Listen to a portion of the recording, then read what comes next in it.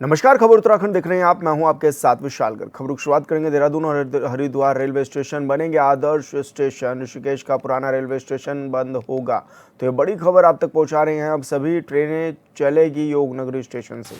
धामी की मांग पर रेल मंत्री ने दी सैद्धांतिक सहमति। देहरादून टनकपुर साप्ताहिक ट्रेन अब सप्ताह में 3 दिन चलेगी। देहरादून और हरिद्वार रेल लाइन का दोहरीकरण भी किया जाएगा। खर्च केंद्र वाहन करने पर विचार भी करेगा। तो रेल मंत्रालय की ओर से बड़ा निर्देश भी जारी किया गया है, जहां पर यह भी बताया जा रहा है कि जो खर्च होगा वो केंद्र वहन करेगा। अल्मोड़ा सोमेश्वर को जोड़ने पर भी चर्चा की गई है। सीएम धामी ने रेल मंत्री से यह आग्रह भी किया है। तो देहरादून हरिद्वार रेलवे स्टेशन बनेंगे आदर्श स्टेशन और ऋषिकेश का पुराना रेलवे स्टेशन बंद किया जाएगा। ये बड़ी जानकारी मिल रही है। अब सभी ट्रेनें योगनगरी ऋषिकेश स्टेशन से चलेंगी। तो बड़ी खबर आप तक पहुंचा रहे हैं, जहां पर योगनगरी स्टेशन से सभी ट्रेनें संचालित होंगी। पुराना ऋषिकेश का रेलवे स्टेशन बंद किया जाएगा और साप्ताहिक ट्रेन सप्ताह में अब 3 दिन चलेगी, जो कि टनकपुर तक जाती थी। और ये भी बताया गया है कि जो इसका खर्च होगा वो केंद्र सरकार वहन करेगी। तो सीएम धामी ने रेल मंत्री से आग्रह भी किया था।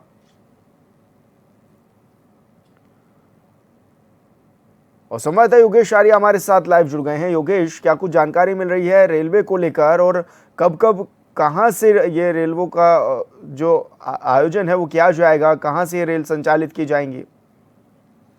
देखिए विशाल, बिल्कुल जिस तरह से अभी हाल ही में देखा जाए तो जो है मुख्यमंत्री पुष्कर सिंह धामी और रेल मंत्री दोनों की मुलाकात हुई थी नई दिल्ली में, और वहाँ पर जो है कई प्रस्ताव जो है मुख्यमंत्री पुष्कर सिंह धामी की ओर से वहाँ पर रखे गए थे, जिसको लेकर के देहरादून और हरिद्वार के जो दोनों रेलवे स्टेशन हैं उनको आदर्श रेलवे स्टेशन बनाने के लिए उन्होंने आग्रह किया था। इसके अलावा जो है जो ऋषिकेश का पुराना रेलवे स्टेशन है उसको बंद करने और तथा योगनगरी रेलवे स्टेशन से जो है तमाम ट्रेनों का संचालन हो, इसके लिए आग्रह किया था। और यह भी कहा था कि अगर पुराने जो ऋषिकेश का जो रेलवे स्टेशन है उसको बंद करने के साथ साथ योगनगरी के से अगर सभी ट्रेनें संचालित होंगी तो वहाँ पर अगर ज़मीन की भी आवश्यकता होगी तो राज्य सरकार उस पर जो है वो उपलब्ध कराएगी, ताकि जो है वहाँ पर तमाम चीज़ें व्यवस्थित हो सकें। इसके साथ साथ अगर देखा जाए तो अन्य ट्रेनों के संचालन को लेकर भी वहाँ पर बातचीत हुई थी।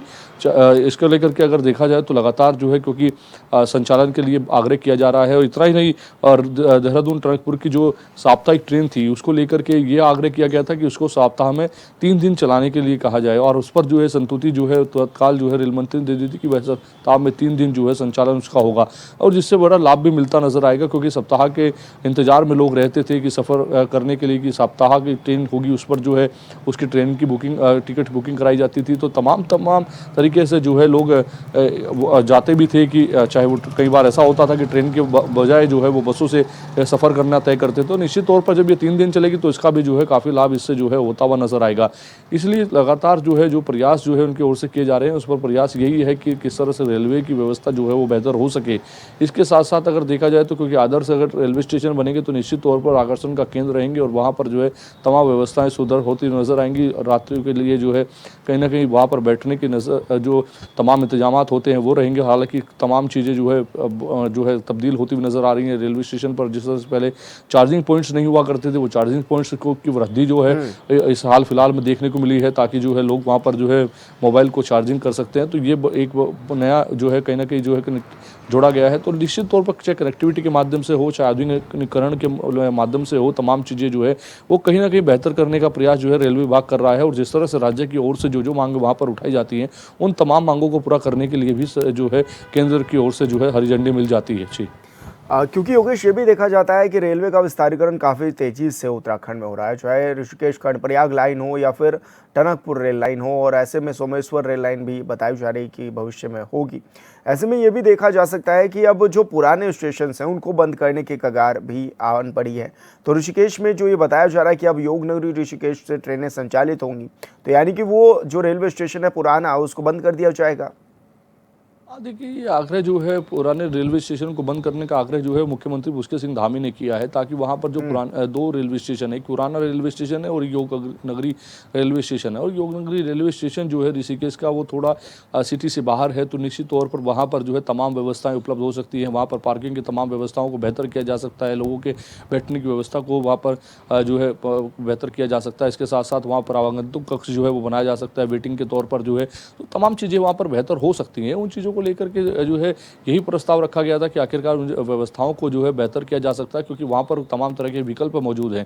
और इसी के चलते उन्होंने वहाँ पर आग्रह किया था कि वो पुराना जो रेलवे स्टेशन है उसको बंद किया जाए, और निश्चित तौर पर आने वाले वक्त में हो सकता है कि उस पर जो है हरी झंडी मिल जाए, उसको बंद किया जाए, और जो योग नगरी का जो रेलवे स्टेशन है वहीं से जो है तमाम ट्रेनों का संचालन हो सके। इसके साथ साथ अल्मोड़ा जो है की बात करें या सोमेश्वर की बात करें, तो वहाँ की लाइन को भी जोड़ने का जिस तरह से प्रस्ताव उन्होंने रखा है कि उसको भी वहाँ लाइन को जोड़ा जाए, तो निश्चित तौर पर उसके लिए भी प्रयास हो सकता है, यानी वहाँ भी एक बड़ी सौगात मिल सकती है। तो कनेक्टिविटी के क्षेत्र में लगातार, चाहे केंद्र सरकार की बात हो चाहे राज्य सरकार की बात हो, लगातार वो काम करने का प्रयास कर रहे हैं। और जिस तरह की जो है राज्य सरकार की मांग की ओर से मांग भेजी जाती है, उस पर कहीं ना कहीं जो है वो पूरी भी होती हुई नजर आती है, क्योंकि सरकार जो है चाहे भले ही उस पर विचार करे, लेकिन बाद में अगर तमाम व्यवस्थाएं नजर आती है कि इनसे आने वाले वक्त में जो है जनता को लाभ होगा, तो उस पर फैसला कहीं ना कहीं जो है पॉजिटिवली आता है। और उसको देखने को मिलता है कि जो है चाहे वो आदर्श रेलवे स्टेशन की बात हो, क्योंकि इससे पहले भी कई आदर्श रेलवे स्टेशन बनाए जा चुके हैं, और इसकी पहल बिल्कुल अगर हरिद्वार और जिस तरह से देहरादून के लिए उन्होंने मांग की है और उस पर ये बनते हैं, तो निश्चित तौर पर इसका सौंदर्यीकरण होता हुआ नजर आएगा और बेहतर जो है व्यवस्थाएं वहाँ पर जो है यात्रियों को देखने को मिलेंगी। जी जी बिल्कुल योगेश, आप बने रहिए हमारे साथ। देहरादून में शनिवार शाम एक दर्दनाक सड़क हादसे की खबर सामने आई, जहां अनियंत्रित कार ने सड़क पर चल रहे कई लोगों को टक्कर मार दी। हादसे में डीएवी कॉलेज में एबीवीपी से पूर्व छात्र संघ अध्यक्ष जितेंद्र बिष्ट की भी मौत हो गई है, जबकि एक अन्य व्यक्ति गंभीर घायल भी हो गया है। हादसा चौकी आईएसबीटी क्षेत्र में हुआ है, और ऐसे में इसकी जानकारी मिलते ही पटेल नगर पुलिस भी मौके पर पहुंची और घायल को अस्पताल में भी पहुंचाया है।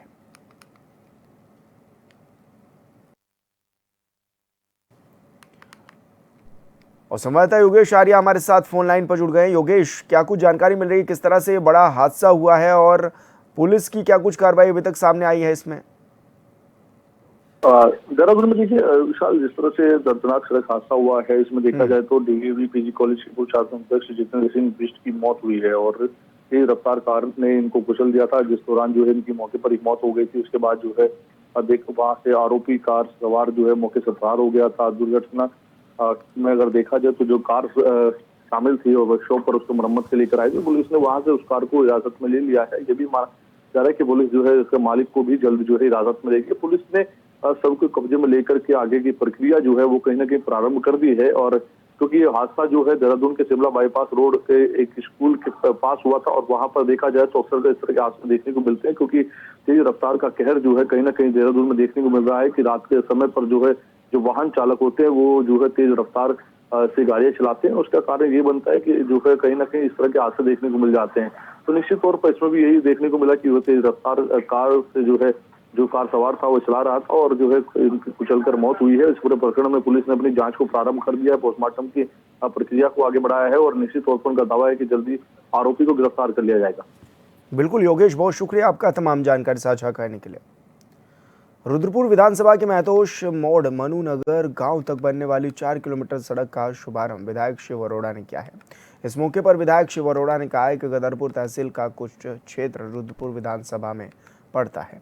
इसी क्रम में सांसद के सहयोग से 4 किलोमीटर की सड़क, जो कि केंद्र की योजना के तहत बनेगी, इसमें 11 करोड़ की लागत आएगी। इसका निर्माण जल्द पूरा कर लिया जाएगा। वहीं बीजेपी के प्रदेश मंत्री गुंजन सुखीजा ने कहा है कि ये ग्रामीणों की मांग थी और लगातार इस पर कार्रवाई की जा रही है। मुख्यमंत्री पुष्कर सिंह धामी जी, आप सबको बधाई देते हुए हमारे लोकप्रिय सांसद अजय भट्ट जी और हमारे लोकप्रिय विधायक शिव अरोड़ा जी ने बहुत बड़ा तोहफा क्षेत्रवासियों को दिया। वास्तव में सड़क की दुर्दशा थी और बहुत लंबे समय से सड़क जर्जर स्थिति में थी। जैसा हम सब लोग जानते हैं, चाहे यहाँ रतनपुरे का गुरुद्वारा हो, चाहे पछियापुर का गुरुद्वारा हो, बहुत बड़ी आस्था का केंद्र है। यहाँ लगभग कहा जाए कि एक हफ्ते के अंदर लाखों श्रद्धालुओं का यहाँ पर आना होता है, और जब वो श्रद्धालु आते थे तो कहीं ना कहीं इस प्रकार की सड़क उनको देखने को मिलती थी, तो कहीं ना कहीं मन खराब होता था। मैं धन्यवाद करना चाहूँगा पुनः अपने केंद्रीय मंत्री नितिन गडकरी जी का, अपने प्रदेश के यशस्वी मुख्यमंत्री पुष्कर सिंह धामी जी का, अपने लोकप्रिय सांसद अजय भट्ट जी का, क्योंकि जैसा हम सब लोग जानते हैं कि हमारी गदरपुर दिनेशपुर मटकोटा रोड का भी कार्य प्रारंभ हो चुका है। इस प्रकार के अनेकों विकास कार्य हमारे, चाहे गदरपुर विधानसभा क्षेत्र की बात करें, रुद्रपुर विधानसभा क्षेत्र की बात करें, लगातार चल रहे हैं। 4 किलोमीटर की सड़क 11 करोड़ रुपए की लागत से ये सड़क का निर्माण कार्य आरंभ हो रहा है। जो पिछले 35-40 सालों से नरक का जिंदगी जहाँ से जी रहे थे लोग, एक नरकी जीवन था। लोगों को लगता था कि हमारे इधर के जो नई पीढ़ी थी अपने बुजुर्गों से नाराज रहती थी, कहते थे हमारा जीवन कहाँ है, और वो जनप्रतिनिधियों से अपेक्षा करते थे। लेकिन यहाँ झूठी घोषणाएं होती थी, काम नहीं होता था। और आज सब देख रहे हैं कि वो काम हो रहे हैं। 11 करोड़ रुपए की माननीय मुख्यमंत्री पुष्कर सिंह धामी जी के आशीर्वाद से, माननीय जो है मुख्यमंत्री अजय भट्ट जी सांसद जी के आशीर्वाद से, और इस काम को हम कराने में सफल हुए हैं। और ये काम अब बहुत तेजी से पूरा होगा। इस क्षेत्र के विकास के लिए बहुत बड़ा इसका लाभ होने वाला है। बहुत से काम छूटे हुए थे जो आपके द्वारा अब किए जा रहे हैं। ये जी देखिए 35-40 साल से जिस सड़क की 10 बार घोषणाएं हो गई और वो सड़क नहीं बनी, आज बन रही है, तो क्षेत्र की और मेरे लिए भी संतुष्टि है। और सबको पता है यहाँ का विधायक जो कहता है, मैं ये नहीं कहता सारे काम हो गए, ये विकास हमेशा, लेकिन कम से कम जो काम आज तक नहीं होते, अकल्पनीय काम, और पिछले जो हम कह सकते हैं तुलनात्मक तरीके से बहुत तेजी से काम हो रहा है।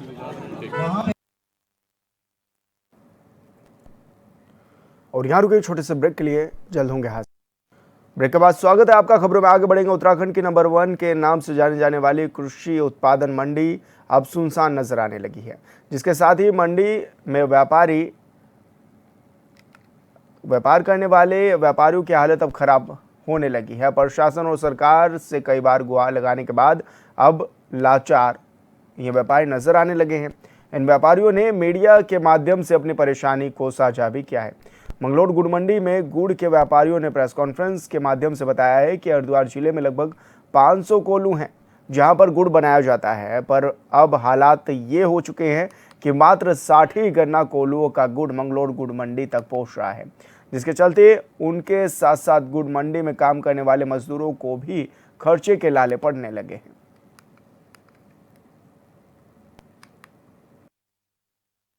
दिक्कत यही है कि इस पे गुड़ पे 2.5% मंडी शुल्क लगता है, और आज के वर्तमान रेट के अनुसार वो लगभग 120 रुपये कुंटल गुड़ पे टैक्स बैठता है, जो कि मंडी में लग रहा है। और बाहर जो कोल्हू हैं उनसे डायरेक्ट पैकिंग हो रही है, वहाँ माल तुल के डायरेक्ट ट्रक में लोड हो। तो ये प्रॉब्लम है कि ये जो बाहर का व्यापारी है वो एक गाड़ी वहाँ से ले रहा है, एक गाड़ी यहाँ से ले रहा है। यहाँ 40,000 रुपये, 35 से 40,000 रुपये टैक्स बैठ रहा है। बाहर के जो गुड़ है वहाँ से, वो हरियाणा के लोगों ने क्या कर रखा है कि हरियाणा में अपनी फर्में बना रखी हैं, और वो यहाँ के सरकारी कर्मचारियों की मिली भगत से वो गाड़ी उन कागजों पे यहाँ से लोड हो रही है, और उस पर कोई मंडी शुल्क नहीं लगता है। तो इसलिए हमारा जो है, हम 40,000 रुपये का कंपेरिजन कैसे देंगे। देखिए, मैं मंगलोर मंडी में मौजूद हूँ, मंगलोर गुड़ मंडी, और मैं यहाँ के इसी परिसर में खड़ा हूँ मंगलोर गुड़ मंडी के। अभी आप मंगलोर मंडी का ये देखिए, बिल्कुल खाली है, बिल्कुल खाली। यहाँ पे कोई अराइवल नहीं आ रही इस टाइम। अराइवल नाम मात्र की आ रही है, जितना टोटल माल है सब बाहर से उठ रहा है। मंगलोर व्यापारी यहाँ पे परेशान है, बेरोजगार हो गया है। जो हमारी लेबर क्लास है वो खाली हो गई है, भूखी हो गई है। क्यों? जब काम नहीं आएगा तो भैया उनको मजदूरी कहाँ से मिलेगी? जितना माल है टोटल बाहर से भरा जा रहा है, बाहर पैकिंग हो रही है, कोल्हू से माल उठ रहा है। यूपी के व्यापारी तक माल उठा रहे हैं, यूपी के व्यापारी आ रहे हैं, चोरी करके माल उठा के अपना निकल जाते हैं रातों रात। गाड़ी बाहर से लोड हो रही है सब कोल्हू से। हमने एक ज्ञापन हमने मंडी सचिव को दिया, एक ज्ञापन दिया हमने एसडीएम साहब को दिया कि जो बाहर से कोल्हू से माल पैकिंग हो रहा है आप इस पर रोक लगाइए, पर उस पर कोई रोक नहीं लगी है। टोटल वैसे ही चल रहा है। और ये जब से खुला है, जब से कृषि कानून हुआ था, कृषि कानून वापस हो गया, पर ये लोग वापस नहीं। सूबे के उच्च हिमालयी क्षेत्रों में बर्फबारी होने के बाद अब एक बार फिर मौसम सुहाना हो गया है। पश्चिमी विक्षोभ के प्रभाव से 3500 मीटर से ज़्यादा के सभी ट्रैकिंग स्थलों पर अच्छी बर्फबारी हुई है। लिहाजा अब खुशनुमा मौसम के बीच अक्टूबर में गढ़वाल उच्च हिमालयी क्षेत्रों की इन खूबसूरत वादियों की प्राकृतिक सुंदरता देखते ही बन रही है। ओली, गोरसो, तौली, कुंवारी पास ट्रैक रूट से इन दिनों गढ़वाल हिमालय के 360 डिग्री का बर्फ से लदकद गढ़वाल हिमालय का दृश्य नजर आने लगा है।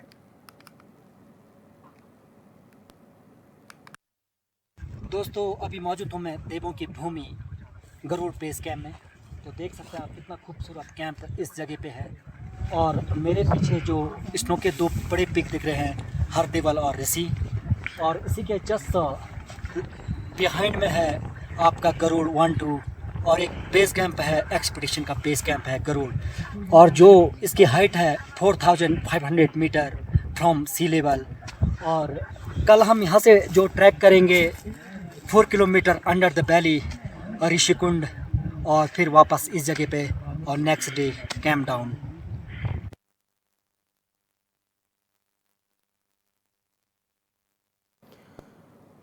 और संवाददाता संजय कुमार हमारे साथ फोन लाइन पर जुड़ गए हैं। संजय, किस तरह का दृश्य नजर आने लगा है और पर्यटक कितनी बड़ी संख्या में पहुंच रहे हैं इस दृश्य को देखने के लिए, दीदार करने के लिए?